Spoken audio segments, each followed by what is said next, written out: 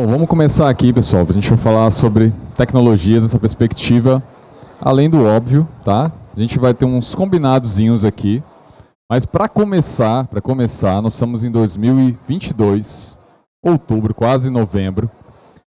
Um ano, assim, de muita coisa tecnológica que a gente está vivenciando. Só que, recentemente, eu tive acesso a um diálogo interessante desses duas figuras aqui. Quem conhece? Bill Gates e Jobs, muito bem. Especificamente, o Jobs, né, enfim, a galera acha que eles eram meio inimigos, etc.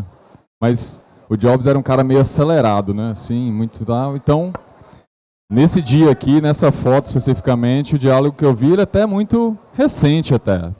Esses dias aí a gente estava conseguindo aplicar essa conversa de fato no dia a dia. Quem se arrisca a dizer o que o Jobs falou para o Bill Gates? O que vocês pensam? Qual seria o assunto? Vou dar uma dica, é um negócio que está recente, assim. Está no nosso dia a dia.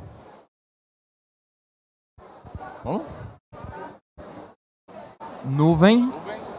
Pode ser, pode ser.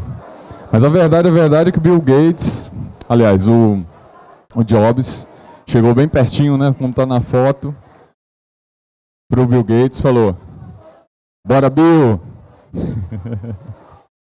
Isso é só para brincar um pouquinho com vocês, pessoal. Bom, seguinte, vou me apresentar rapidamente, talvez aqui alguém não estava na anterior. Meu nome é Rodrigo Romão, estou como diretor do Metrópole Park, tá? Parque Tecnológico aqui da cidade de Natal. Amanhã, às 11 da manhã, lá no palco principal, a gente vai dar mais detalhes do parque. Todo mundo é para estar lá com a gente, pode se conectar conosco, a gente vai dar detalhes lá como é que vocês podem fazer isso, tá?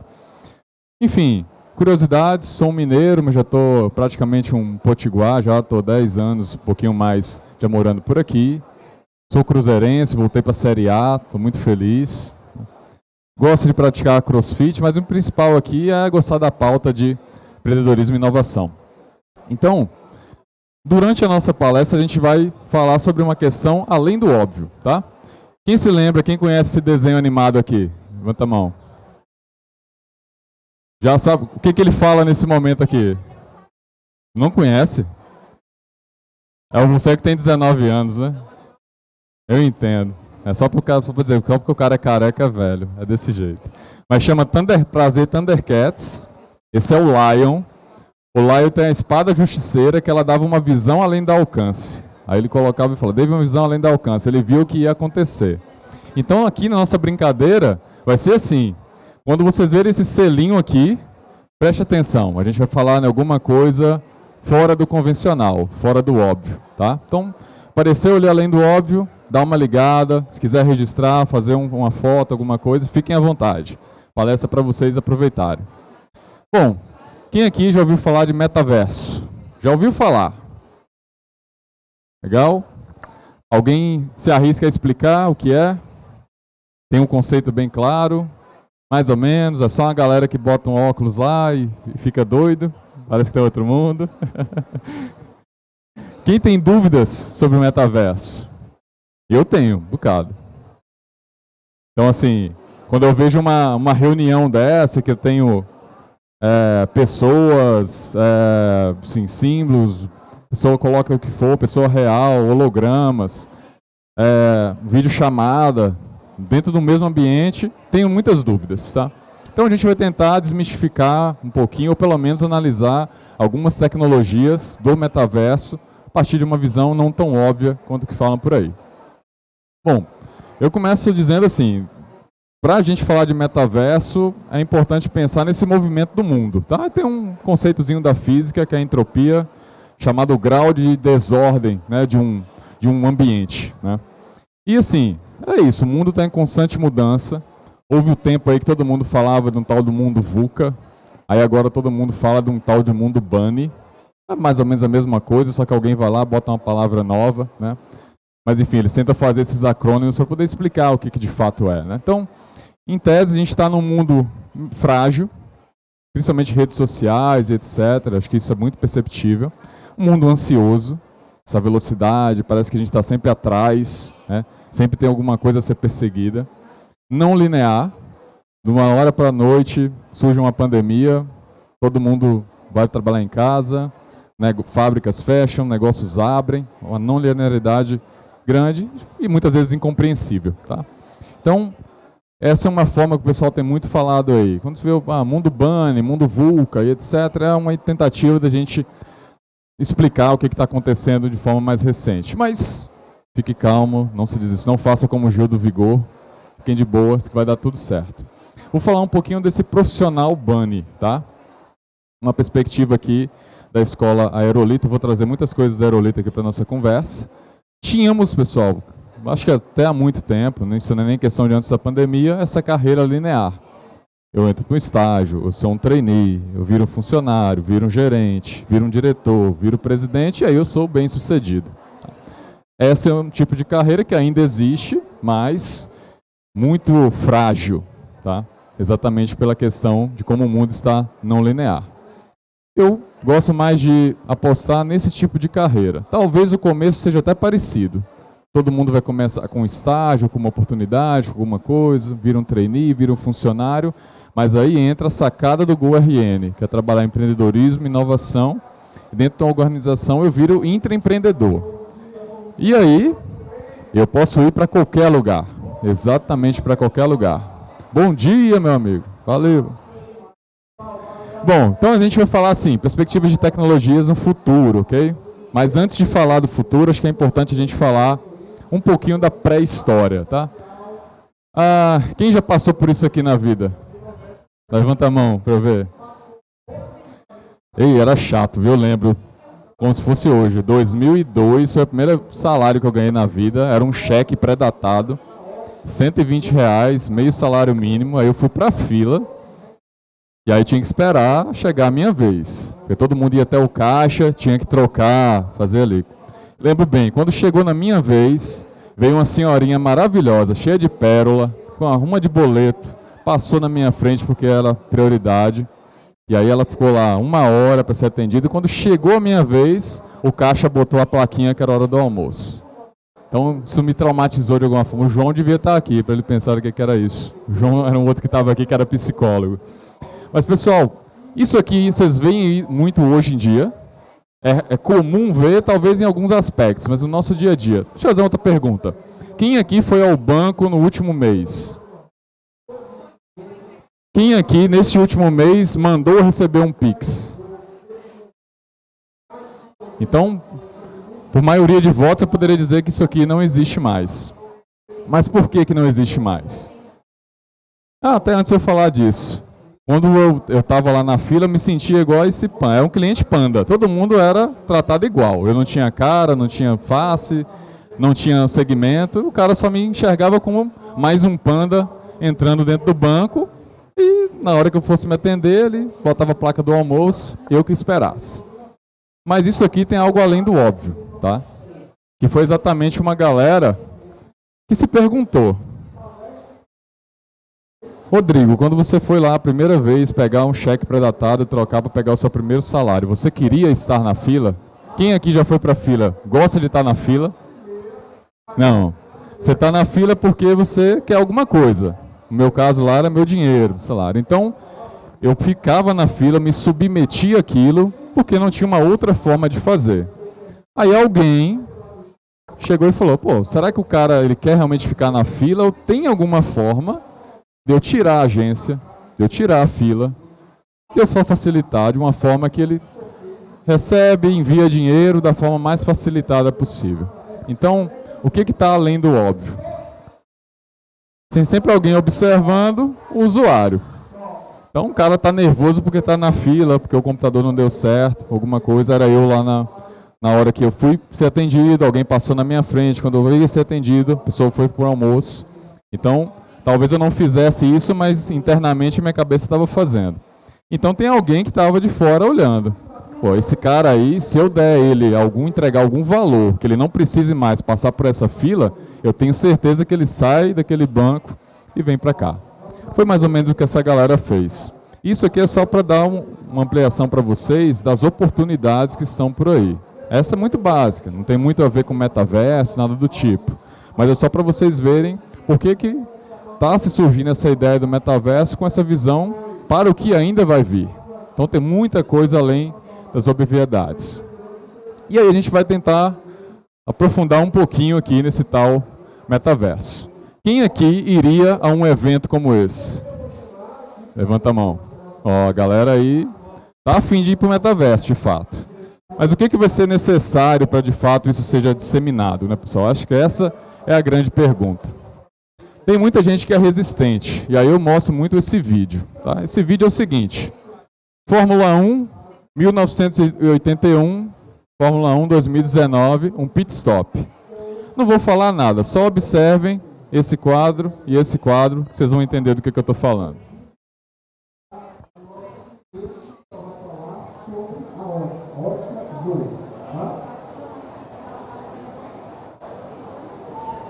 Vai acabar a palestra.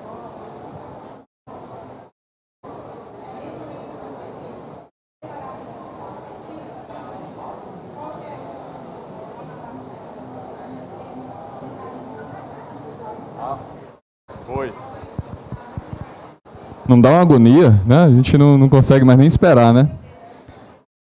Agora, pessoal, lá nos anos 80, alguém falou, um cara chamado Bill, que ia ter um negócio chamado internet. Talvez a galera teve a mesma reação. Então, quando a gente fala de metaverso, eu penso assim, é como se a gente estivesse, talvez, lá nos anos 80, ouvindo falar de internet. A gente, com certeza, talvez seja fazer um pit stop, a gente esteja fazendo um pit stop aqui em 1981 e o metaverso é o pit stop de 2019. A gente ainda não consegue conceber que a gente vai chegar naquele estágio. Então, essa é a pegada além do óbvio, tá? Nada do que está no nosso entorno provavelmente é o que vai ser daqui a um tempo. Quem tem filho pequeno? Aqui. Iris. Provavelmente a profissão do seu filho ainda não existe. É muito provável. Então, como é que você vai criar, né, uma pessoa nesse cenário de mudanças tão rápidas? Então, é preciso ir além do óbvio. Mas calma, não sejam cheios de vigor, não se desesperem que vai dar tudo certo. Então, vamos avançar um pouquinho aqui para entender de fato o metaverso. Eu queria trabalhar ele em 3 perspectivas. A gente vai falar diagrama de Baran, já eu explico o que é isso, evolução da web, tecnologias habilitadoras. Acho que com esses 3 tópicos a gente consegue dar uma resumida aí do que seria. Bora por primeiro. Diagrama de Baran. É o seguinte. Ele era um cara estrategista de guerra. E aí ele posicionava os campos de batalha em redes. Ele dizia, olha, existe uma rede centralizada, e se eu chegar ali no ponto central, eu venço a guerra. Existe a estratégia descentralizada, aí eu tenho que pegar vários pontos centrais, e tem a estratégia totalmente distribuída. O meu inimigo vai ter muita dificuldade de me derrotar se eu fizer uma estratégia desse tipo. Além do óbvio. Sou um restaurante. Tenho um fornecedor. Perdi o fornecedor, já era meu restaurante. Tenho vários, mas aí esse aqui talvez seja um fornecedor de camarão, esse aqui de carne, esse aqui. Então já tem uma estratégia um pouquinho diferente. E se eu tiver um restaurante totalmente distribuído, provavelmente eu não vou ter nenhum problema se alguém me deixar na mão durante aquele momento. Ou isso pode valer para o nosso dia a dia. Estou lá na universidade. Se a universidade ela for totalmente centralizada no reitor, se o reitor não for, acabou. Se ela estiver estabelecida em centros, eu tenho centro de ciências sociais, centro de ciências exatas, então pode ser que um deles tenha algum problema, mas os outros vão continuar funcionando. É mais ou menos assim que a gente tenta atribuir. E aqui seria algo totalmente descentralizado, o sonho, pelo menos na minha perspectiva, como um servidor da universidade que fosse, mas confesso que a gente está um pouquinho longe disso. Vamos lá, pessoal. Mais uma questão para vocês verem além do óbvio. Olhem bem para isso. São diferentes. Vocês conseguem ver a diferença do centralizado, para o descentralizado, para o distribuído. Olhem de novo. Tem diferença? Então, basicamente, a única diferença são as conexões. Os pontos são exatamente os mesmos. Ou seja, posso chamar isso aqui de pessoas, de recursos, de produtos, de estratégias. Se eu centralizar, Se eu descentralizar, melhora um pouquinho. Se eu distribuir, mas no final é exatamente a mesma coisa. Então, essa é a visão do diagrama de Baran, além do óbvio. Então, guardem isso, que vai ser importante lá na frente. De novo, a gente passando por isso aqui para vocês entenderem, né, que são os mesmos pontos, só com uma estratégia diferenciada. Vamos olhar de uma perspectiva meio organograma, tá? Isso está meio em desuso, mas vamos ver. Tem uma organização centralizada. Um manda, o outro obedece. Nessa perspectiva, é o que normalmente a gente não consegue ver, mas de forma tridimensional talvez fique melhor, né? Ou seja, essa questão aqui, né, a gente está vendo ela de forma planificada, essa aqui também, e ali de uma forma talvez tridimensional que dê mais ou menos uma ideia como de fato essa rede se comporta, tá? Então, assim, é muita gente envolvida, são muitas coisas envolvidas, mas é uma estratégia totalmente centralizada. Vamos avançar um tópicozinho na descentralizada. E aí a gente tem ela planificada, ela na modalidade organograma, digamos assim, e ela numa versão 3D. Então, muitos negócios estão também dessa forma. Então, uma visão, além do óbvio, de como instituições, organizações, empresas, startups se organizam, e aí dependendo de como elas se organizarem, as coisas são mais complexas. E por fim a gente chega na distribuída. Essa seria a forma planificada dela. É tudo alinhado. Não tem hierarquia, não tem chefes, né, não tem essa estrutura que a gente está acostumada. E como ela na prática? Dessa forma. Então, quem hoje está trabalhando numa atividade, amanhã pode estar liderando. Quem estava liderando pode estar trabalhando numa atividade. É algo totalmente distribuído, descentralizado, né? Então, as grandes organizações, elas têm este perfil de atuação. Ou seja, porque a decisão ela consegue ser tomada de forma muito rápida, muito automática, muitas vezes até automatizada por tecnologias, e aí não vai depender de quem tome a decisão, ela vai ser feita, a organização vai caminhar. Então, são essas questões aí, além do óbvio, de quando a gente vê uma estrutura de organização. Vamos falar da web, tá? Evolução da web. Quem é mais velhozinho, talvez meu amigo aqui de 19 anos não vai se lembrar, mas no começo de tudo, a gente surfava na internet. Tinha um barulhinho clássico, né, da internet de escada. Chega a dar uma nostalgia quando se lembra. Mas o que era a web 1.0? Alguém publicava um conteúdo e alguém só podia ler o conteúdo. Você não tinha nada de interação, era um conteúdo totalmente estático. E aí, vamos lá, a gente evolui para o Web 2.0, a era das redes sociais. Então esse dado aqui de 2021, vou pegar aleatoriamente, aqui, que a gente teve 5 mil downloads no TikTok em 1 minuto. Ou 695 mil stories compartilhados no Instagram, 200 mil pessoas tweetando. Então, essa é o Web 2.0. Compartilhar. Eu gero conteúdo, eu compartilho conteúdo, eu interajo com conteúdo. E aí a gente vem para a Web 3.0, que é a mãe do metaverso. E ela tem esse perfil, é um negócio totalmente distribuído.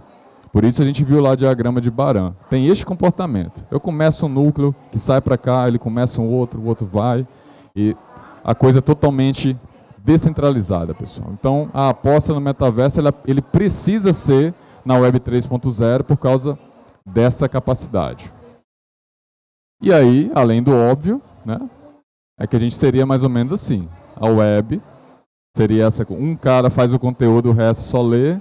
Aqui um faz, o outro pode compartilhar, o outro pode ler. E na Web 3.0 não tem dono. Todo mundo está lá à disposição. E aí a gente chega na parte legal, que são as tecnologias. O que precede aí esse tal metaverso que está para poder vir? Então vamos passar por algumas, tá? O que teria que acontecer para a gente ter uma reunião como essa? Perspectivas. Bom, essa aqui é uma timeline do metaverso, feita pela escola Aerolito, tá? Não é minha.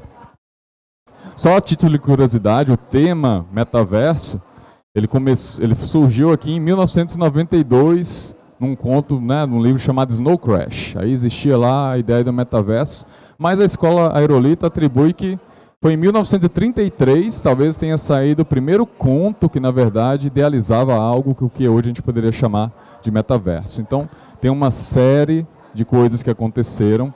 Por exemplo, tem o The Sims, tem o Digital Twin, Second Life, Bitcoin, Blockchain, Pokémon Go, esse aqui talvez um amigo conheça, Neuralink, Fortnite. Fortnite teve uma festa, tipo aquela que a gente viu, foi exatamente dentro do metaverso deles, né? Então, tem uma série de coisas aí que a gente tem que observar. E aí a escola Aerolito ela tentou dizer assim, olha, tem tecnologias que são de imersão sensorial, né? Vai precisar do óculos e tal, alguma coisa nesse sentido. Tem tecnologias de distribuição, tem tecnologias que vão trabalhar a remuneração, né, dentro do metaverso. Tecnologias de parceria, né, enfim, no qual você é dono de fato do negócio. Tecnologias de interface cérebro-máquina, né, Brain Computer Interface. Organizações sociais, construção de mundos, inteligência artificial.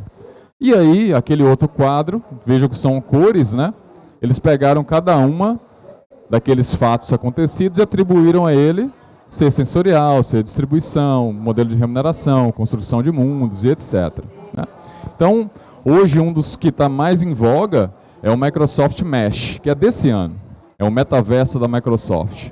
Então, é uma aposta pessoal que eu acho que é o que vem aí para, de fato, estar mais próximo do nosso dia a dia que vem pela frente. Vamos falar de algumas tecnologias. Realidade virtual. Então, bota um óculos, estou aqui agora, boto um óculos, eu estou em outro lugar. Biologicamente falando, mentalmente falando, sensorialmente falando, eu estou em outro lugar. Como ver isso além do óbvio? Pense no seu negócio, né? Como é que o seu cliente, se ele estiver em outro ambiente, pode favorecer o seu negócio? Eu vou dar uns exemplos. Alguém que tem uma casa de cuidados corporais, massagem, estética e etc. Imagina se seu cliente estiver ali imerso em outro ambiente que não aquele, né? Com cama, enfim, com as esteiras. Então, enquanto ele está passando ali pelo tratamento estético, ele está em outro local. Imagine uma academia, né? O cara não pode ir até a academia cria um metaverso para que ele esteja na esteira da casa como se estivesse na academia. Então, o uso da realidade virtual deve ser observado a partir desses pontos. Temos realidade aumentada, que é isso, está no nosso dia a dia, talvez a gente só não tenha, né, os filtros do Instagram, que a gente se põe sardas, faz alguma coisa meio caricata como essa, já está no nosso dia a dia no seu celular. É só botar um filtro do Instagram, que é realidade aumentada na prática. O que se está trabalhando muito agora é para que a realidade aumentada ela tenha uma interação com o ambiente real.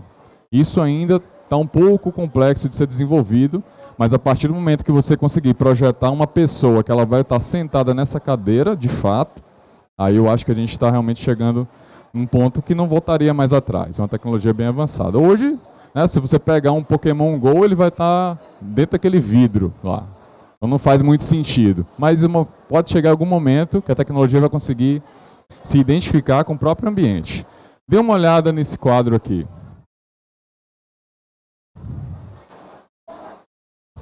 Não tenham susto não, ninguém se assusta com isso hoje em dia. Mas é uma forma, é um quadro que de fato está, e ele está com uma tecnologia embarcada, né, que com o celular consegue ter esse movimento. Então, imagine você está indo no museu, vendo lá a Mona Lisa e de repente, com a realidade aumentada, sai uma explicação sobre ela, né, até o próprio Leonardo da Vinci lá explicando as curvas, como é que ele fez o desenho e etc. Só aplicações além do óbvio que a gente pode ver. Realidade mista, né? Essa talvez seja o grande quê da questão, né, de fato. Então, vejam só, é um senhor jogando num tabuleiro de holograma com um holograma que é um outro senhor. Provavelmente, esse daqui está vendo a situação da mesma forma que esse está, né? Então, são em ambientes separados, interagindo com cenários de verdade, cada um no seu espaço, fazendo um jogo, uma aplicação. Então, essa interação é algo que já está existindo com o HoloLens, é uma lente lá, um óculos da Microsoft, também quem quiser dar uma pesquisada. Eu acho que está mais próximo de chegar nisso atualmente. Como é que a gente vê isso aqui, além do óbvio, né? Imagina se Cristiano Ronaldo criar lá um metaverso dele, e eu gosto de futebol, e quero aprender a bater falta com o Cristiano Ronaldo. Aí eu boto o meu óculos, tô lá dentro do metaverso do Cristiano Ronaldo, e ele vai estar do meu lado com um holograma, me falando, olha, você vai abrir a perna assim, vai fazer assim, e vai e chuta a bola, né? Então, isso pode ser para um médico, para, sei lá, jogar aqui um tênis de mesa, ou tênis de verdade, com Rafael Nadal, com Federer, enfim. Aplicações além do óbvio, né, da realidade mista. E aí, a gente avança um pouquinho no tal do blockchain. Esse aqui é que a galera tem um pouco de dificuldade mesmo de entender. Vou tentar, pessoal, facilitar aqui um pouco. Eu mesmo não tenho um conceito tão seguro, tá? Mas eu gostei dessa explicação. Basicamente seria um sistema, tipo caixinhas, como a gente está vendo aqui, que ela permite rastrear o envio e o recebimento de alguns tipos de informação pela internet. São pedaços de código gerados de forma online que carregam informações conectadas, como se fossem blocos. Uma corrente, por isso esse nome, blockchain. Vou só tomar uma água aqui enquanto vocês olham para essa figura. Vou colocar uma mais legal aqui para vocês verem.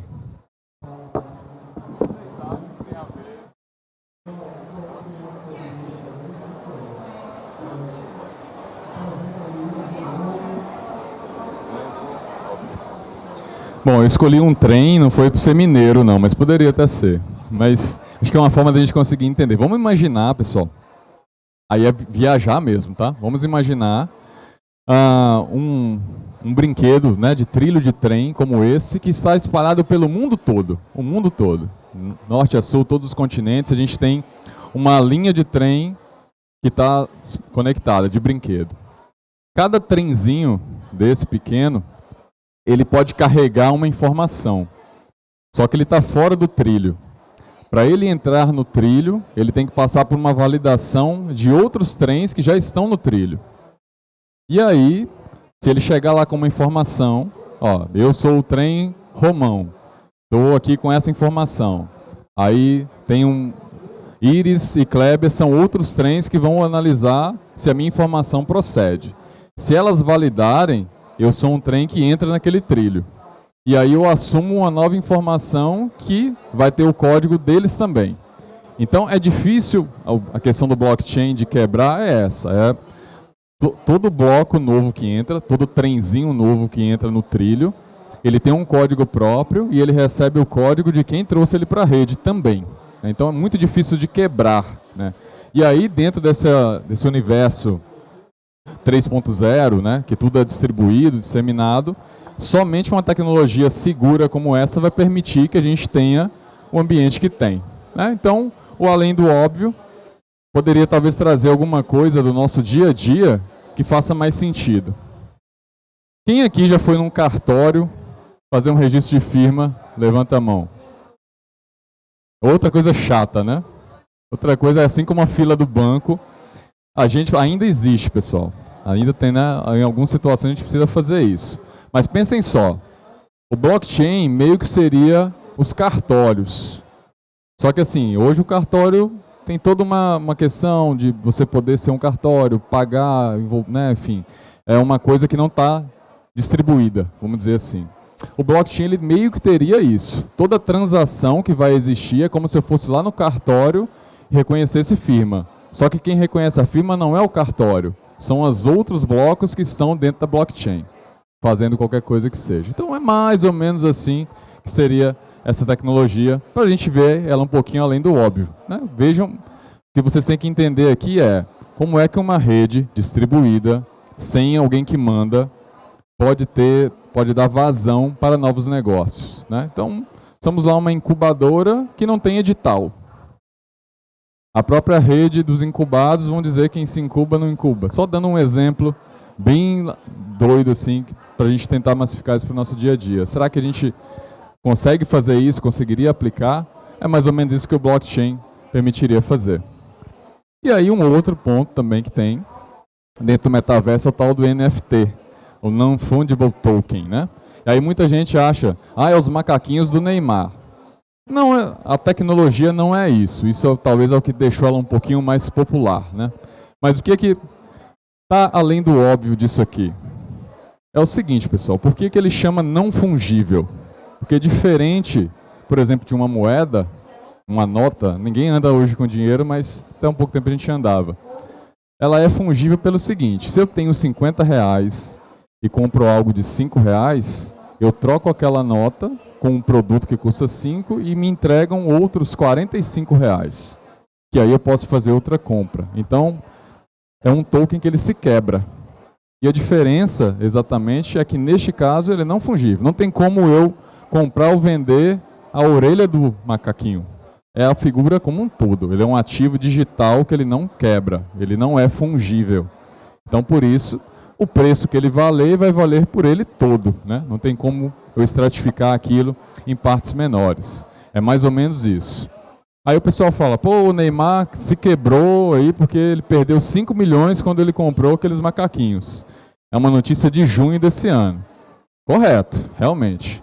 O NFT deu uma caída porque está atrelado a uma moeda. Essa moeda, né, um Bitcoin da vida assim, ela desvalorizou, ele perdeu valor. Mas assim, tem uma coisinha que é as chamadas curvas. Curva hype, curva de adoção de tecnologia. Talvez ali, quando o Neymar fez a compra, ele estava exatamente nessa pico aqui. Que é quando as impressões, né, o que o pessoal espera, está muito alto. Pô, NFT agora é o que há, vou comprar, vou fazer tudo. E talvez ele caiu aqui nesse pico. E aí, logo depois, ele passou por uma chamada zona do caos aqui, né, um abismo, né? Aí a pessoa fica meio desiludida. Aí, depois de um tempo, a gente vai ter isso mais disseminado. Vamos colocar uma outra coisa aqui, mais prática. Celular, smartphone. Saiu o iPhone 217. Vai ter uma galera que vai estar na porta no outro dia comprando. Comecinho aqui. E o preço vai estar lá em cima. Vai custar $100 mil um iPhone. E vai comprar. Vai chegar um ponto que vai parar de vender a esse preço. E aí ele vai ter que começar a baixar. E aí outras camadas da população vão começando a acender. Talvez hoje o iPhone 5 esteja sendo usado por essa galera. A gente está no 14, 13, nem sei qual que a gente está. Então é nessa linha, né? Ainda existe o iPhone 5, 6, 7 e tal, e a galera que está aqui no início, 13, 14, por aí vai.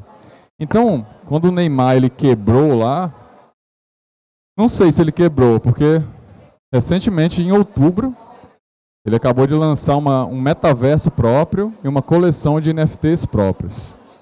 Não sei, é um cara que eu acho que ele não está querendo queimar dinheiro não. Então, talvez agora a questão do NFT está um pouquinho mais disseminada, está chegando a mais pessoas, a Copa do Mundo está vindo aí. Imagina eu ter uma figurinha do Neymar que é só minha, digital, daqui a um tempo eu vou poder vender, vai que ele bomba na Copa. Enfim, além do óbvio, vamos observando. E por fim, pessoal, inteligência artificial. Bom, eu queria apresentar para vocês aqui uma aplicação de tecnologia artificial que é essa chamada DALL-E, tá? Basicamente, você escreve para ela, faça uma cadeira dessa cor, desse jeito, ele faz, ele cria. O grande exemplo deles é a cadeira de abacate. Faça uma cadeira que tem uma poltrona que tenha formato de abacate, é como eles se vendem.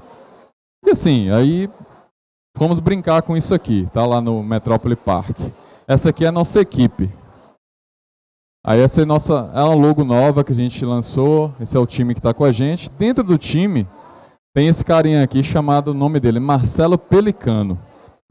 E se vocês veem aqui que o nosso símbolo, ele parece um foguetezinho.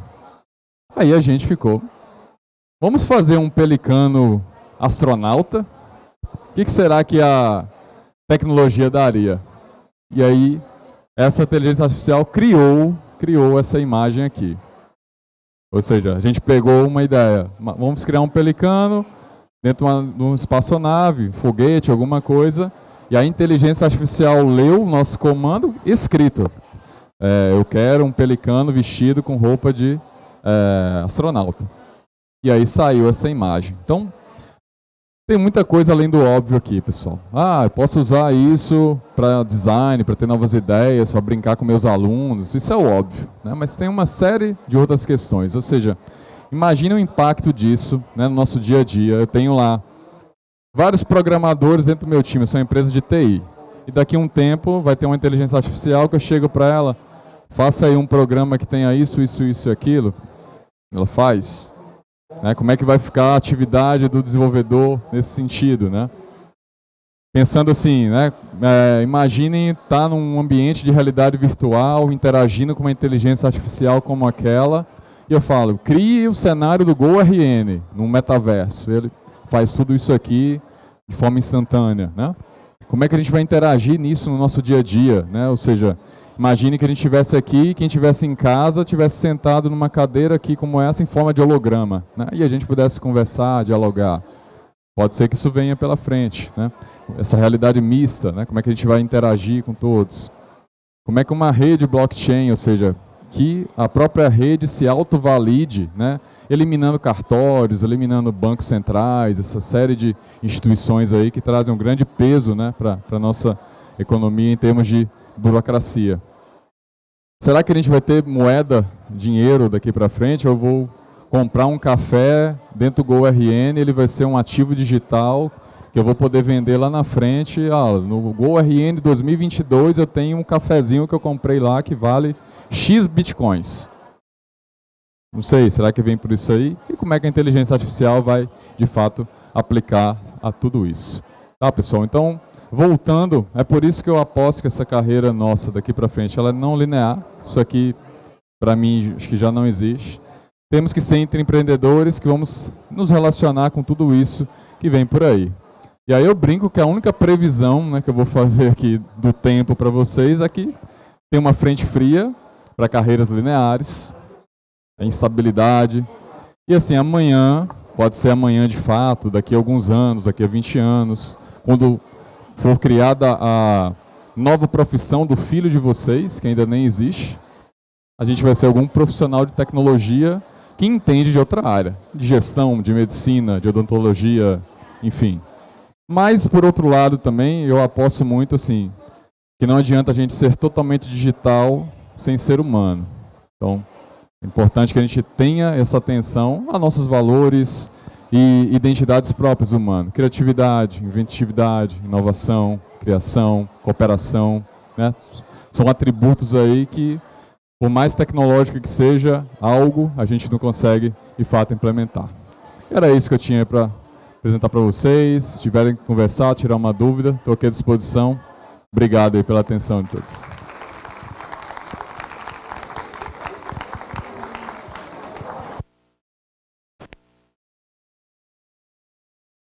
Né? Tem um sorteio. A primeira eu falei pelo mais jovem, mais novo, quem era de longe. Deixa eu pensar aqui. Quem fizer uma pergunta, eu vou dar um aqui.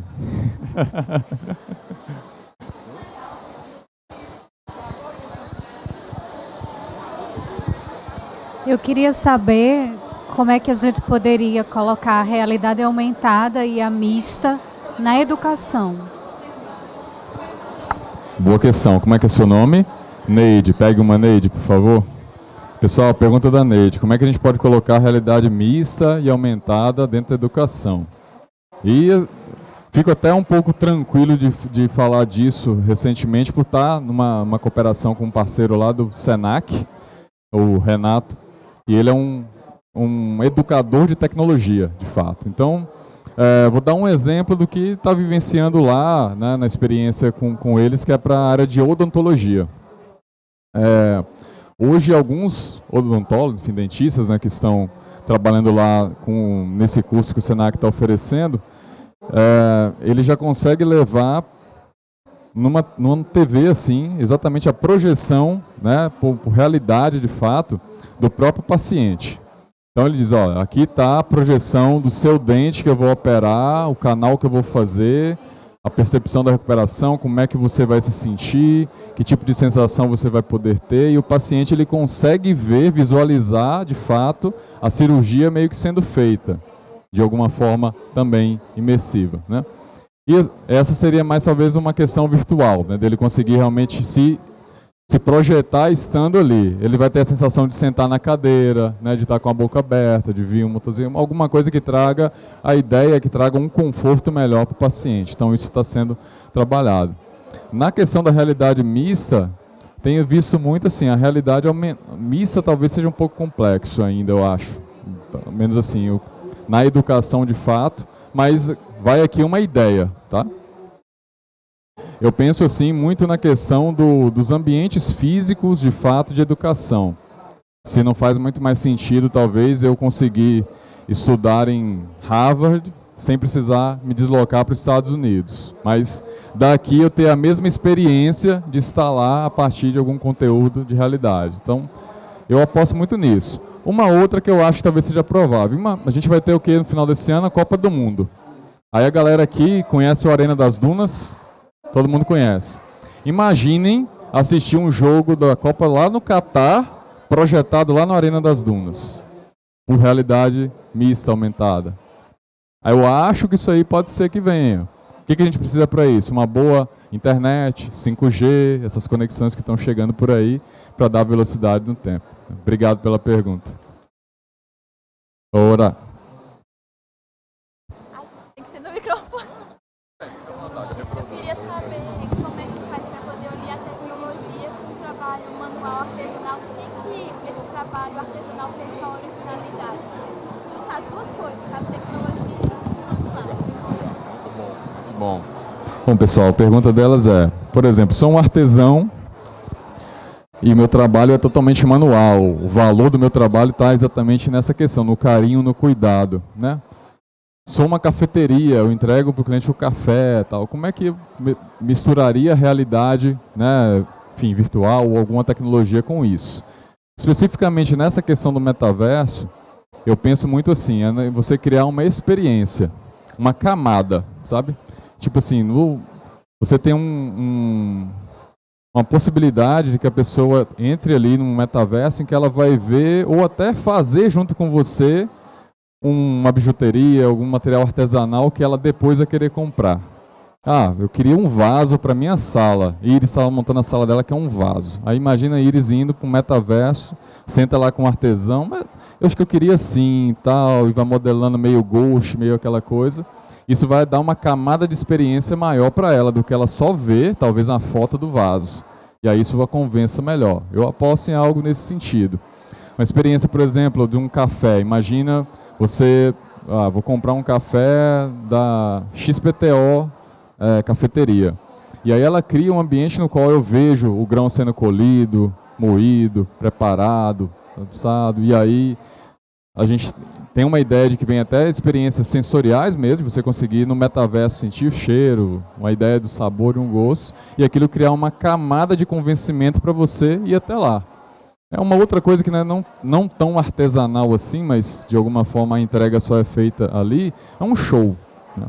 Então, Coldplay bombou no Rock in Rio porque ele fez uma questão baseada ali em inteligência artificial, uma interação com a plateia, mas vamos tentar botar no metaverso. Sou louco para ir num show do Coldplay, mas não posso pagar, ou estou meio na dúvida se vale realmente a pena ou não.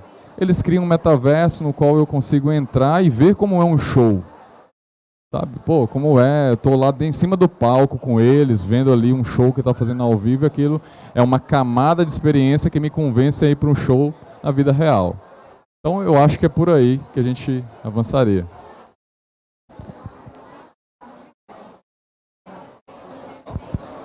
Não, é porque quando você falou com ela, o rapaz ali quer chamar... Ah, tá bom. Vamos lá. Bom dia, Rodrigo. Alô?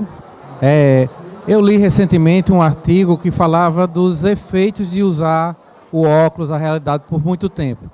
Aí você acha que isso vai melhorar? Por exemplo, tinha pessoas que se sentiam mais cansadas mentalmente, uma fadiga. Isso, para 1 hora ou 2 de palestra, beleza, vai, né? E trabalhar como programador de 8 às 18. O que é que você acha? Vai melhorar? É um gargalo para a implantação? Boa, obrigado. Uma excelente pergunta, pessoal. Então, inclusive, assim, tem uns dados realmente de saúde, né, até, por exemplo, pessoas que sofrem com labirintite, etc., né, com a sensação de uso do óculos, é muito complicado. Eu acho assim que à medida que a adoção for aumentando, algumas estratégias devem ser criadas. Vou dar um exemplo besta, mas só para você ver.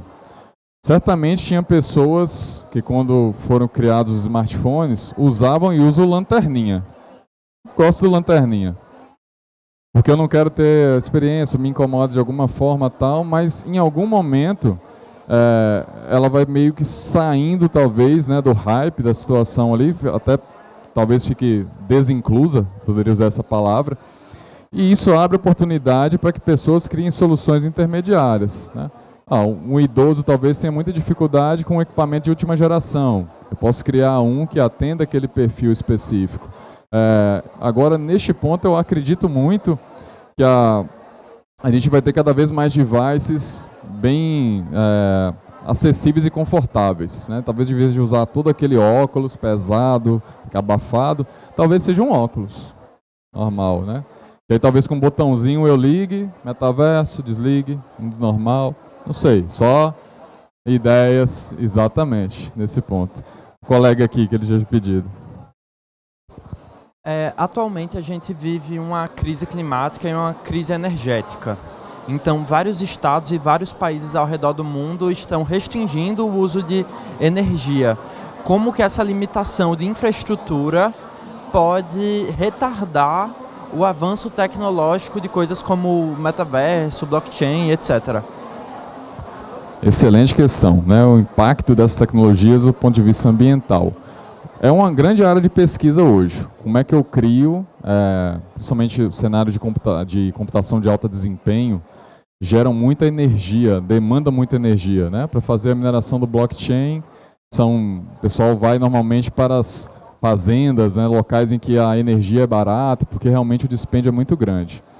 Bom, a aposta pessoal minha é que eu acho que a tecnologia, os chips, enfim, a forma de geração de energia, ela vai ter que conviver com isso. Senão ela vai estacionar e isso acaba não vai ter adesão de fato. Então, com certeza o metaverso, acho que, né, as tecnologias, as aplicações, eles vão ter que pensar neste impacto e criar soluções para isso, ou vai acabar sendo engavetada.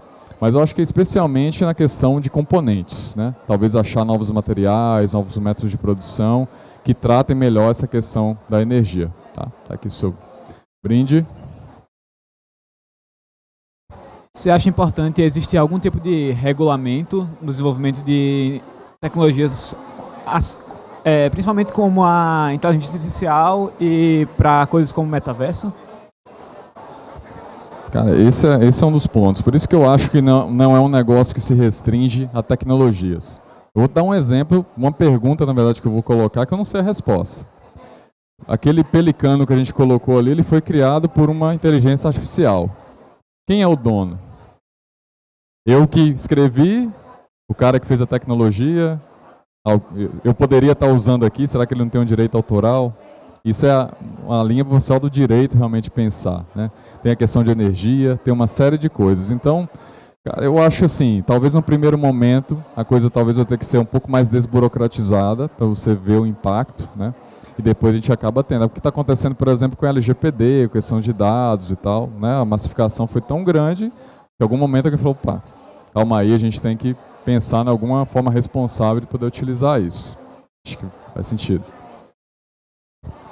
Quais são as perspectivas da incorporação das tecnologias cérebro-máquina no metaverso? Cérebro-máquina no metaverso. Legal. Bom, eu particularmente não tenho visto nenhuma aplicação de fato para fins de metaverso, mas sobre o cérebro-máquina tem alguns avanços. Inclusive aqui no próprio Rio Grande do Norte, tem um Instituto do Cérebro que trabalha isso. O pessoal já está conseguindo fazer roedores terem um aprendizado aqui no Rio Grande do Norte, que é transmitido por Wi-Fi para um roedor que está nos Estados Unidos. E aí ele já reconhece o ambiente. Vou citar o experimento. É um labirinto, né? E o roedor aqui no Rio Grande do Norte aprende a passar pelo labirinto e chegar na recompensa. E O dos Estados Unidos nunca passou por aquele labirinto, mas por uma conexão interface, cérebro-máquina, o roedor de lá conseguiu pegar esse aprendizado do roedor que está aqui e já ir direto na recompensa lá. Então, isso é algo que está embrionário, ainda está começando, mas talvez tenha alguma aplicabilidade, né? E aí eu imagino muito isso sendo aplicado no cenário de ensino, talvez, né? De alguma forma que um metaverso consiga, numa interface. Eu não duvido que a gente tenha soluções para essas, mas talvez esbarre muito na questão que o colega colocou, né? Numa regulação, como é que a gente fica... Né? Imagina o Matrix, né? Vou estar ali acoplado e aprendo em 5 minutos a, sei lá, pilotar um helicóptero, né? Não sei, talvez isso tem muitas barreiras aí para a gente chegar de fato numa aplicação no mundo real, né? Mas é uma excelente questão. Pessoal, estou no meu minutinho final, tá? Queria agradecer vocês aí. Lembrem do selinho para vocês ganharem aí um prêmio aí ao final. Obrigado, viu, pelo bate-papo. E amanhã às 11 horas, lá no palco principal, vou estar falando do Metrópole Park, tá? Quem quiser curtir, vai ser muito bem-vindo.